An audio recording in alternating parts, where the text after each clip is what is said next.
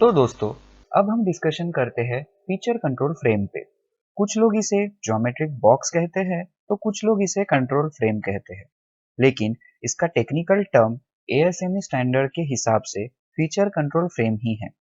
अगर हमको 14 में से किसी भी ज्योमेट्रिक कैरेक्टरिस्टिक सिंबल को किसी भी ड्राइंग में इस्तेमाल करना है, तो फीचर कंट्रोल फ्रेम बेहद ज़रूरी होगी। फीचर कंट्रोल फ्रेम के बिना हम जीडीएनटी को बिल्कुल इस्तेमाल नहीं कर सकते हैं।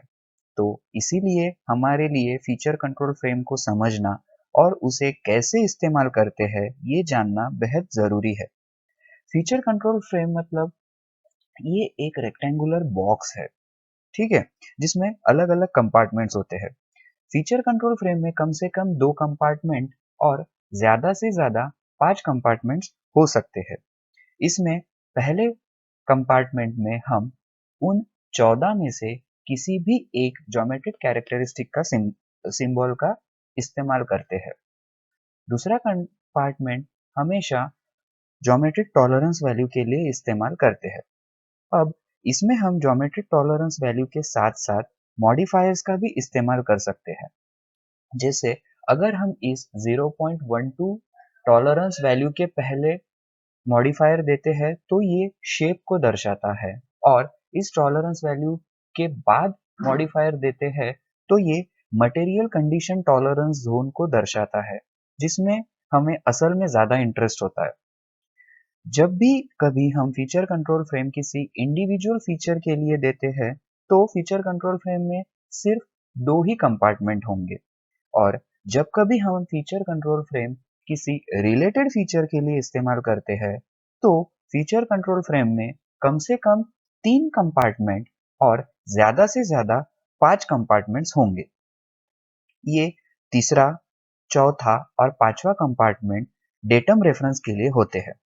जब हम इंडिविजुअल फीचर के लिए इस्तेमाल करते हैं, तो 2 कंपार्टमेंट होते हैं। तो इसमें ये जो थर्ड कंपार्टमेंट है, ये प्राइमरी डेटम के लिए, फोर्थ कंपार्टमेंट सेकेंडरी डेटम और फिफ्थ कंपार्टमेंट टर्शरी डेटम के लिए इस्तेमाल होते हैं। तो दोस्तों, कम से कम एक डेटम और ज्यादा से ज्यादा 3 डेटम्स लगते हैं किसी भी पार्ट के रेफरेंस के लिए, जब कभी हम किसी रिलेटेड फीचर के लिए इस्तेमाल करते हैं।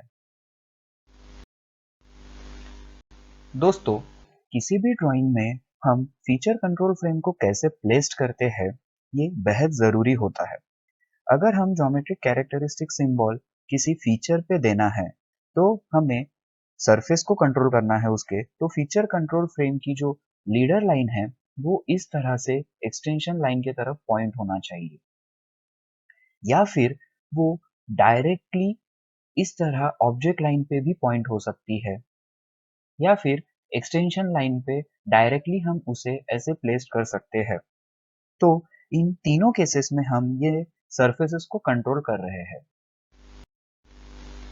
दोस्तों, अगर हम GD&T सिंबल इस्तेमाल कर रहे हैं किसी भी फीचर ऑफ साइज को कंट्रोल करने के लिए, तो फीचर कंट्रोल फ्रेम का लीडर लाइन एरो जो होगा वो डायरेक्टली डायमेंशन लाइन की एक्सटेंशन लाइन से अटैच्ड होगा।